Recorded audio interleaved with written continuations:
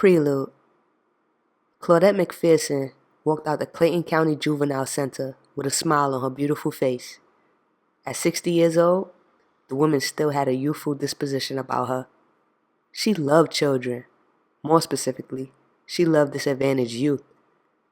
Claudette had been taking in children since she was 30 years old after her husband died in a suspicious fire. They had never gotten a chance to have kids, and even after that, she never had a chance to have children with anyone else. "I'll see you all next week," she said to the guards as she waved and walked out into the stifling night summer heat. Atlanta's weather can be so muggy and wet, she thought, as she looked up to the sky. "Looks like rain," she thought, while waving one more time at the guards. They all loved Miss Claudette, as they called her. The woman had been a staple in a juvenile facility for many years, often taking in some of the children once they were released by the state. Claudette stuffed her bag underneath her arm after she pulled her umbrella out just in case. She smiled as her black Mary Janes clacked against the still gray concrete. Normally, she would call a cab or one of her foster sons would pick her up, but Jojo, her youngest, was late that day.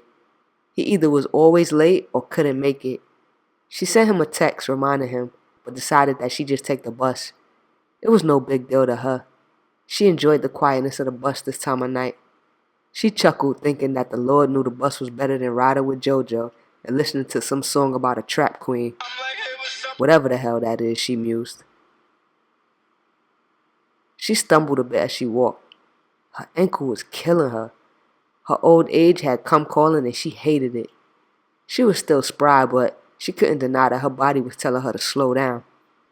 She was a buxom woman, not fat in the least, but definitely not small either.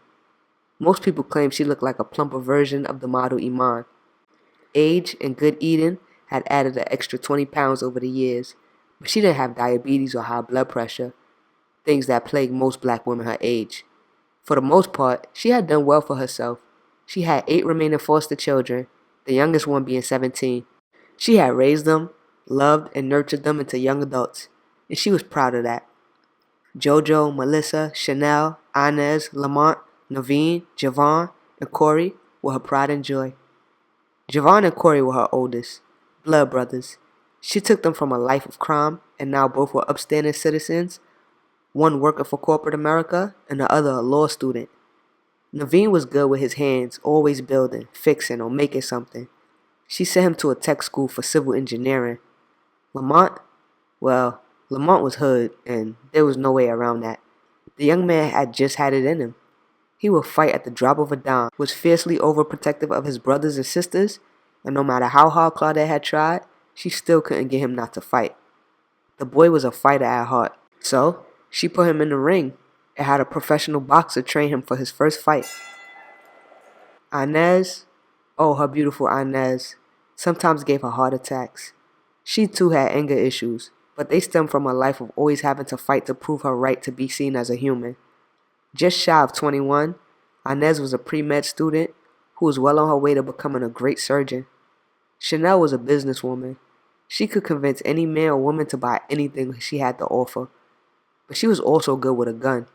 With her eyes closed, Chanel could take a deer down, even if the deer was running full speed ahead. Yes, Claudette had to hone that craft as well as Chanel's business savvy. Melissa was her math guru. The girl could look at any number once, remember it, or solve an equation without so much as blinking an eye. Not to mention, she was good with money. The girl could count money quicker than your eye could see, and she was also good at saving it. Melissa also had a problem when it came to sex. She couldn't say no. She had been introduced to sex way too early, and as a result, she was hypersexual. Claudette had a long talk with her child about the consequences of her behavior, as well as other things that would remain a secret between her and Melissa.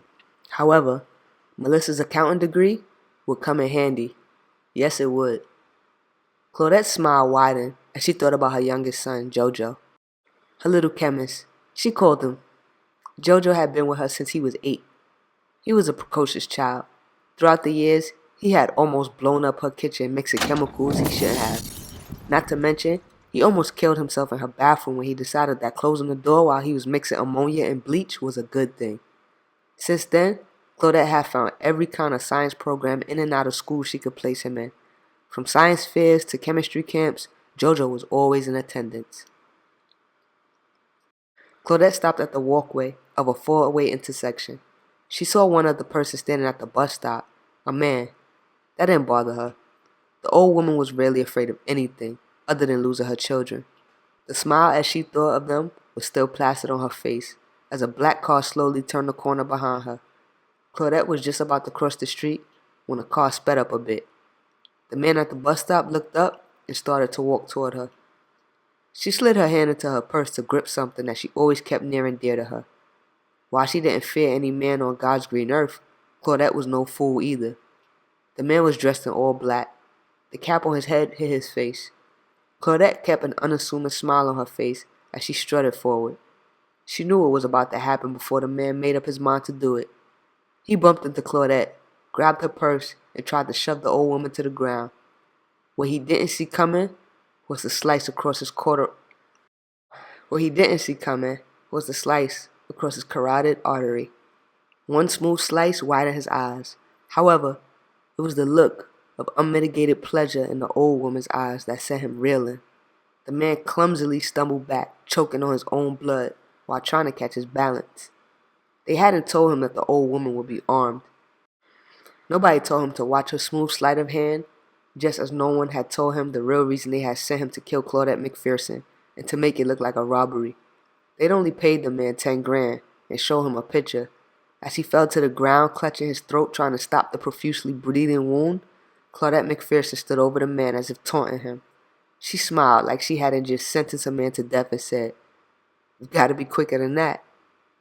Just as she knelt to jam another blade the man hadn't seen between his ribs to pierce his heart, the black car increased speed.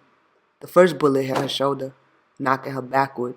Claudette was nimble for her age. She rolled over the shoulder and grabbed the gun that had fallen out of her purse. She fired off a few shots, 2 of which hit the driver, and rushed to hide behind a parked car on the side of the streets. 2 more bullets hit her in her back and kidney. She had known the day would come sooner or later when someone would be bold enough to try to take her out. Claudette had no fear and no qualms about it. It came with the territory, she often told herself. She stayed down as tires squeaked and skidded. She knew they were either turning around or the injuries to the driver had made them come to a screeching halt. She saw no plausible escape route, which meant they had thought their plan out thoroughly. They waited until she had gotten to a spot where there was little chance of escape and a far less chance of her survival. Her mind was on her 8 children she would leave behind if she didn't make it out alive. She raised them well, had taught them all she needed to know. All the lessons, the talking and the teachings, owning her craft. She desperately hoped they understood the method to her madness after all was said and done. The wound to her shoulder hurt immensely. The injury to her back and kidney would damn near cause her paralysis. It was almost unbearable. She heard when the car stopped. It hovered just beside the car she used to hide. The doors to the black old school Cutlass Supreme opened. 2 different sets of shoes hit the ground. One had a soft thud and the other clacked like the person had on combat boots. This was the end, and she knew it. She wouldn't give them a chance to take her out on her knees, though. Claudette stood and faced her adversaries. She'd take one of them with her. She knew that for a fact. So as soon as the first one stepped around the car, where she had been hiding, she took aim. But the shock of who the person was stopped her in her tracks. Before her mind could catch up with her reflexes, or before she remembered there was another shooter behind her, a bullet to the back of her head put her to rest. Her lifeless body hit the ground in a slow thud. Her last thoughts were on the 8 children she left behind.